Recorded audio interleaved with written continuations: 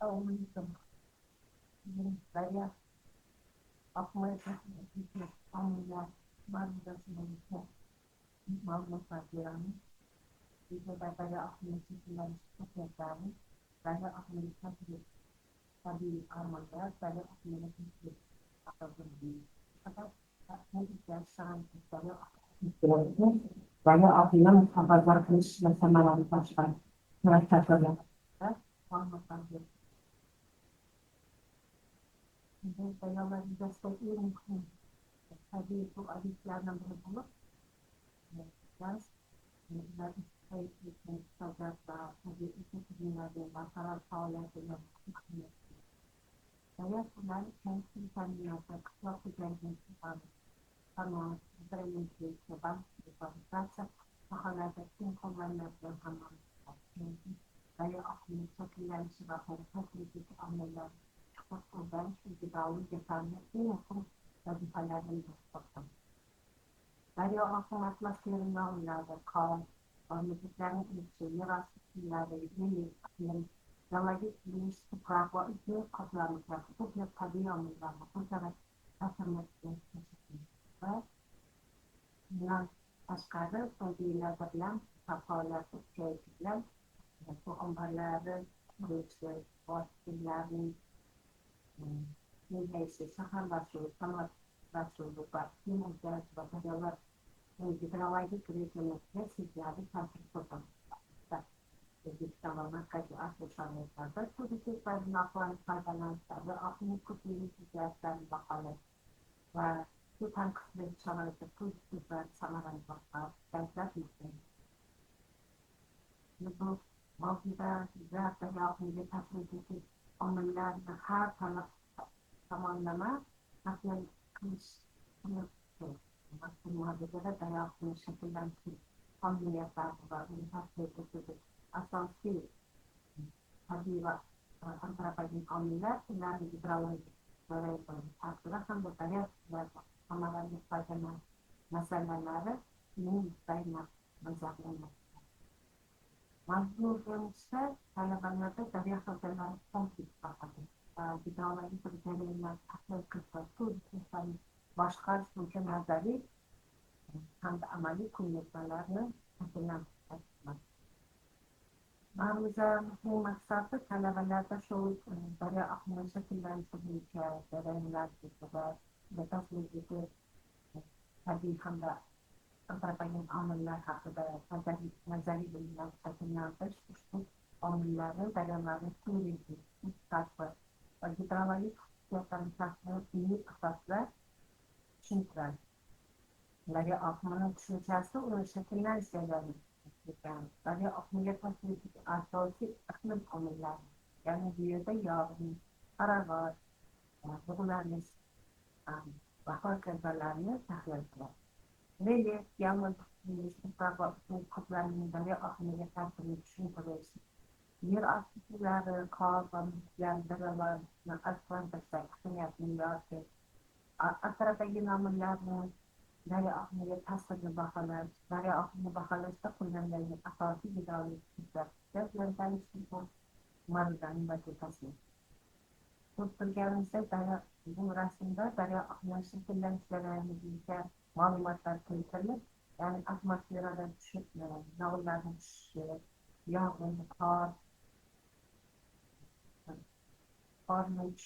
yağmur bir kısmı bırakasın içinde bir kısmının buğulanmış ve parçası şey ve bir aspектideki afet çıkan bir rahatlığı. Hatta bu işler hafif bu işler diğer yer aspектlerini fasıl kılardı. Diğer aspектler ise böyle afetler ve bazı aklını kazanır.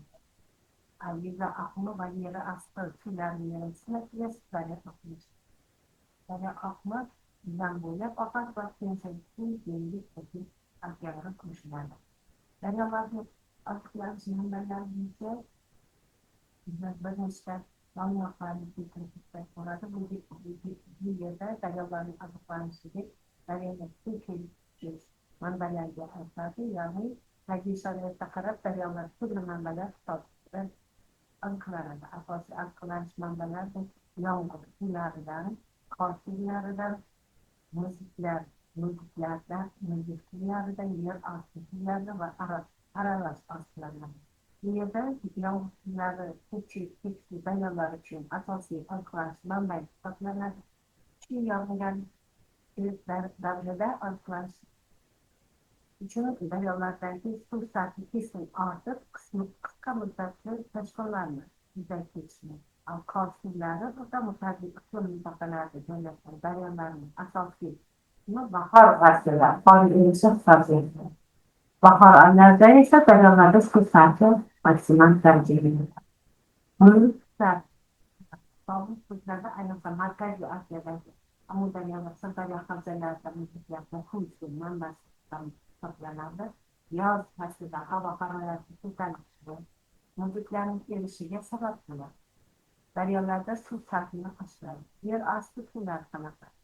Yer osti suvlari yil davomida daryolarning oqishini ta'minlaydi. Ayniqsa yoz mavsumlarida yog'ingarchilik kam bo'lgan vaqtlarda yer osti suvlari daryo oqimining barqarorligini saqlaydi. Aralash ostlanish qanaqa bo'ladi? Bu joyda ko'pchilik daryolar bir vaqtda bir nechta manba hisobiga ostlanish. Bunday daryolar aralash oziqlanish daryolar hisoblanadi.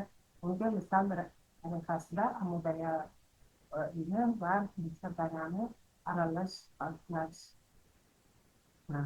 manbasiga ega bo'lgan daryolar.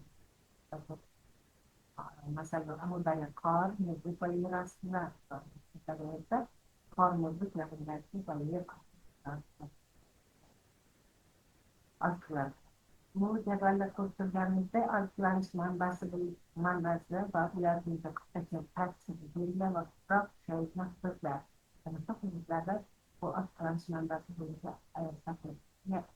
yomg'ir suvlari bo'yicha oziqlanadigan ko'proq uchraydigan hududlar